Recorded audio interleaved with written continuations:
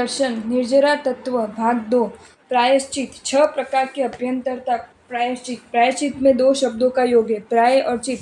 प्राय का अर्थ है पाप और चित का अर्थ है विशोधन करना, अर्थात पाप को शुद्ध करने की क्रिया का नाम प्रायश्चित है। प्राकृत भाषा में प्रायश्चित को पायचित कहा है। पाय अर्थात पाप और चित अर्थात छेदन करना। जो क्रिया पाप का छेदन करती है, पाप को दूर करती है, उसे प्रायश्चित कहते हैं। किए हुए पापों को पश्चाताप पूर्वक गुरु के समक्ष स्वीकार निवेदन करना और पाप शुद्धि के लिए गुरु महाराज द्वारा दिया हुआ तप करना प्रायश्चित है। प्रायश्चित 10 प्रकार का है। आलोचना, गुरु के समक्ष अपने दोषों का निष्कपट भाव से व्यक्त करना आलोचना। प्रतिक्रमण, दोष या भूल के लिए हृदय में खेद करना और भविष्य में भूल न करने का संकल्प करके पूर्व में हुई भूल के लिए मिच्छामि दुक्कडम देना, मेरा वो पाप मिथ्या हो ऐसा भाव पूर्वक कहना प्रतिक्रमण है। तदुभय मिश्र, जिसमें आलोचना और प्रतिक्रमण दोनों साथ हो। पहले गुरु के सामने आलोचना करना, बाद में गुरु की आज्ञा अनुसार प्रतिक्रमण करना। निद्रावस्था में दुःस्वप्न आदि के कारण जो दोष लगते हैं, उनकी शुद्धि आलोचना एवं प्रतिक्रमण से होती है। विवेक, साधु के लिए अकल्पनीय सचित या जीव युक्त आहार पानी उपकरण शैया आदि किसी कारण से आ गए हो तो ऐसे पदार्थों का त्याग करना विवेक प्रायश्चित है। व्युत्सर्ग या कायोत्सर्ग, दोषों की शुद्धि के लिए मन की एकाग्रता पूर्वक शरीर और वचन के व्यापारों का त्याग करना व्युत्सर्ग या कार्योत्सर्ग है। तप, दोषों की शुद्धि के लिए अनशन आदि बाह्य तप करना तप प्रायश्चित है। छेद, महाव्रत का घात होने पर अमुक प्रमाण में दीक्षा काल को घटाना या कम करना छेद प्रायश्चित है। मूल प्रायश्चित, साधु द्वारा महा अपराध हो जाने पर मूल से पुनः महाव्रतों को वापस देना। इस प्रायश्चित में संयम पर्याय का पूरा छेद हो जाता है और दोबारा दीक्षा दी जाती है।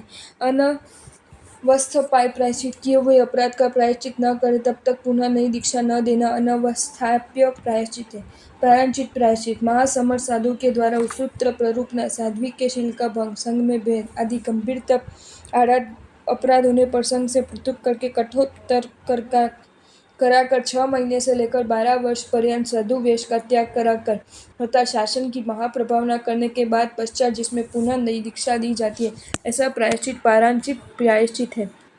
विनय, विनय का अर्थ है नम्रता, मृदुता, अहंकार रहितता, आदर भाव। गुणियों और गुणों के प्रति आदर सम्मान विनय तप है। कहा जाता है विनयते अष्टप्रकारम कर्माण्येति विनयम, जिससे 8 प्रकार के कर्म दूर किए जाते हैं वह विनय।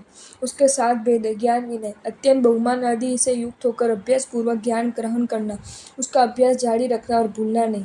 दर्शन विनय, देव गुरु धर्म तथा जिनवाणी के प्रति दृढ़ श्रद्धा भक्ति और निष्ठा रखना दर्शन विनय। चारित्र विनय, सामायिक आदि 5 चारित्रों पर श्रद्धा करना, काय के द्वारा उनका पालन करना, भव्य जनों के समक्ष उनकी प्ररूपना करना आदि चारित्र विनय है। लोकोपचार विनय, गुरु गुणाधिक आदि के सन्मुख आने पर आगे बढ़कर उनका स्वागत करना, उनके आने पर खड़ा हो जाना, जब वे जाए तो उनके पीछे पीछे चलना, उनके सामने दृष्टि नीचे रखनी, वंदन करना, आसन आदि देना लोकोपचार विनय। मन विनय, गुणियों के प्रति मन में सदैव प्रशंसा का भाव रखना। वचन विनय, वचन से गुणियों का गुणों कीर्तन और संस्कृति करना। काय विनय, सभी काय संबंधी प्रवृत्ति ऐसी करनी जिससे बहुमान सत्कार, निर्भीमानता और विनम्रता प्रकट हो। वैयावच, वैयावच का अर्थ है गुरुजनों की सेवा शुश्रूषा करना, निस्वार्थ भाव से धर्म साधना में सहयोग करना।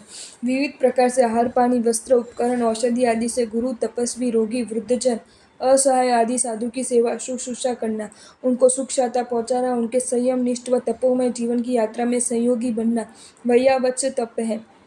वैयावच से तीर्थंकर नाम गोत्र कर्म का बंध होता है। उसके आचरण से साधक महानिर्जर और परम मुक्ति पद को प्राप्त करता है। निम्नोक्त की सेवा रूप वैयावच के 10 भेद है। आचार्य, जो स्वयं विशुद्ध रूप से 5 आचारों का पालन करे तथा करावे। उपाध्याय, मुख्य रूप से जिनका कार्य शुद्ध अभ्यास कराना है। आचार्य की अनुज्ञा लेकर साधु साध्वी विनय पूर्वक जिनके पास शास्त्रों का अध्ययन स्वाध्याय करते हैं। तपस्वी, महान और उग्र तप करने वाले तपस्वी है। सवीर, सवीर का अर्थ सामान्यतः वृद्ध साधु होता है। इनके 3 भेद है। श्रुत सवीर, समवायन सूत्र तक का अध्ययन जिन्होंने कर लिया। दीक्षा सवीर, जिनके मुनि दीक्षा के 20 वर्ष हो गए हो। वयस्क सवीर, जो 60 वर्ष या उससे अधिक उम्र के हो गए हो। शेक्ष, शिक्षा प्राप्त कराने वाला नूतन साधु शेक्ष है। ग्लान, जो रोग आदि से पीड़ित हो उन्हें ग्लान कहते हैं। कुल, एक ही दीक्षाचार्य के शिष्य परिवार को कुल कहते हैं। गण, भिन्न आचार्यों के शिष्य यदि परस्पर समान वासना वाले हों तो उनका समुदाय गण कहलाता है। संघ जिन धर्म के अनुयायी साधु साध्वी श्रावक श्राविकाओं का चतुर्विध समुदाय संघ कहलाता है। साधर्मिक समान धर्म वाला साधर्मिक है। इन सबकी आहार पात्र आदि आवश्यक वस्तु में भक्ति करवाना, ज्ञान वृद्धि में सहयोग देना, पैर दबाना आदि सभी प्रकार से सुख शांता पहुँचाकर उनकी साधना में सहयोगी बनना वैयावश तप है। स्वाध्याय अस्वाध्याय काल को टालकर सत्शास्त्रों को मर्यादा पूर्वक पढ़ना, विधि सहित अध्ययन करना स्वाध्याय है। दूसरा अर्थ है शास्त्र वाक्यों के आलंबन से स्वयं का अध्ययन करना, अपने ही भीतर अध्ययन अर्थात आत्मचिंतन मनन करना स्वाध्याय। जैसे शरीर के विकास के लिए व्यायाम और भोजन की आवश्यकता होती है, उसी प्रकार आत्मिक विकास के लिए स्वाध्याय की आवश्यकता होती है। इस कारण शास्त्र कहते हैं सज्जायोमी रयो सय, अर्थात साधक को सदा स्वाध्याय में रत रहना चाहिए। उससे नया विचार, नया चिंतन जागृत होता है, पढ़े हुए ज्ञान की स्थिरता होती है, वह नूतन ज्ञान प्राप्त होता है। ये ध्यान रहे कि हर किसी प्रकार के शास्त्र ग्रंथ या पुस्तकों का अध्ययन स्वाध्याय की कोटि में नहीं आता। जैसे गलत तरीके से किया गया व्यायाम शरीर के लिए हानिप्रद है, अपथ्य भोजन शरीर में रोग पैदा करते हैं, उसी प्रकार जिन आज्ञा, जिन निरपेक्ष, उन्माद पोषक, विकार वर्धक एवं हिंसा प्रेरक आदि साहित्य ग्रंथ या पुस्तकों का पठन भी लाभप्रद नहीं अपितु हानिकार है। संवर निर्जरा के बजाय पाप बंधक बन जाते हैं। अथवा पढ़ते समय विवेक की आवश्यकता है। कम पढ़ो, सुंदर पढ़ो, जिससे सदुचार जागृत हो। उत्तराधीन सूत्र में कहा गया है, स्वाध्याय के समस्त दुखों से मुक्ति मिलती है, जन्म जन्मांतरों के संचित कर्म क्षीण हो जाते हैं। इस दृष्टि से स्वाध्याय अपने आप में बहुत बड़ी तपस्या है। इसमें आत्मध्यान और शुभ भावों की अनिवार्यता है। जो विद्वान हैं और शास्त्रों के अभ्यास कर चुके हैं किंतु आत्मध्यान से रहित है, उनका शास्त्र ध्यान आत्मकल्याण का कारण न बनकर मात्र पुण्य का कारण रह जाता है। स्वाध्याय के 5 भेद हैं। वासना, गुरु मुख से विधि पूर्वक जिन वचनों का ग्रहण करना, सूत्र और अर्थ को शुद्धता पूर्वक पढ़ना, योग्य साधकों को पढ़ाना और जो नहीं पढ़ सकते उन्हें सुनाना, पूछना, पढ़ने या वाचना लेने के पश्चात किसी विषय में शंका हो तो जिज्ञासा एवं विनय पूर्वक गुरु के पास या उस विषय के जानकार से शंका का समाधान करना। परावर्तना, सीखे हुए या पढ़े हुए सूत्र अर्थ रूप ज्ञान को भूल ना जाए इसलिए इसे बार बार दोहराने या उनकी पुनरावृत्ति करना। अनुप्रेक्षा, सीखे हुए ज्ञान का बार बार चिंतन मनन करके उसके रहस्यों का हृदयंगम करना। धर्म कथा, पढ़ा हुआ या चिंतन मनन किया हुआ शुद्ध ज्ञान जब लोक कल्याण की भावना से श्रोता को सुनाया जाता है तब वह धर्म कथा कहलाता है। ध्यान का अर्थ है एकाग्रचित्त होना, मन को एक विषय पर एकाग्र करना अर्थात केंद्रित करना ध्यान है। इसके 4 भेद हैं। आर्त ध्यान, दुख के निमित्त या दुख में होने वाले ध्यान आर्त ध्यान है। दुख, व्याधि और तनाव के कारण व्याकुलता, चिंता, शोक आदि के विचार बार बार उठते और मन जिसमें डूबा रहता है वह आर्त ध्यान कहलाता है। रौद्र ध्यान, रुद्र अर्थात निर्दयता, क्रूरता, जिस ध्यान में हिंसा, चोरी आदि करने की क्रूर भावधारा होती है उसे रौद्र ध्यान कहते हैं। धर्म ध्यान, जो ध्यान क्षमा आदि धर्म से युक्त होता है वह धर्म ध्यान है। शुक्ल ध्यान, जो ध्यान 8 प्रकार के कर्म मेल को दूर करते हैं वह शुक्ल ध्यान है। वह पर आलम्बन के बिना शुक्ल अर्थात निर्मल आत्मस्वरूप का तन्मयता पूर्वक चिंतन करना शुक्ल ध्यान है। इस ध्यान में बाह्य विषयों में संबंध होने पर भी मन उनकी ओर आकर्षित नहीं होता, पूर्ण वैराग्य अवस्था में रमण करता है।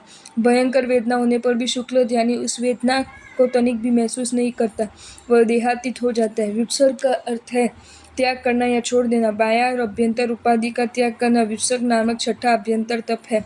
धन, धान्यादि आदि बाह्य पदार्थों की ममता का त्याग करना बाह्योपदी व्युत्सर्ग है। शरीर की ममता का त्याग एवं काशिक विकारों का त्याग करना अभ्यंतरोपदी व्युत्सर्ग है। इस प्रकार जो साधक ममता के बंधनों को तोड़ते हुए व्युत्सर्ग तप की सच्ची आराधना करते हैं, उक्त रीति से 6 बाह्य और 6 अभ्यंतर तप की आराधना से कर्मों की महान निर्जरा होती है। निर्जरा के प्रति तप असाधारण कारण, इससे तप के 12 भेदों को निर्जरा के 12 भेद के रूप में स्वीकार किया है।